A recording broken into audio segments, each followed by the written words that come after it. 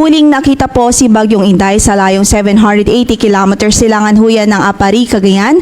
Taglay ang lakas ng hangin umabot po sa 165 kilometers per hour near the center at gustiness na 205 kilometers per hour. At kumikilos po yan sa direksyong Kanluran, Hilagang Kanluran na 20 kilometers per hour.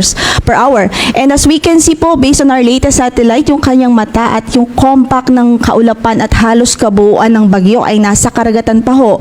Bagamat yung kanyang outer periphery ay kumbaga nahahagip na itong eastern section ng Northern Luzon at yung Catanduanes. Pero sa kasalukuyan, yung kabuuan ng kanyang bagyo ay halos nasa karagatan pa.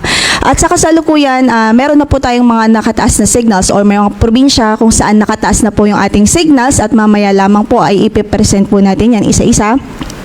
Maliban po dito sa bagyo, meron pa po tayong binabantayan na habagat o yung enhanced habagat na siya pong inaasahan nating magdudulot ng malawakang pagulan sa malaking bahagi ng ating bansa.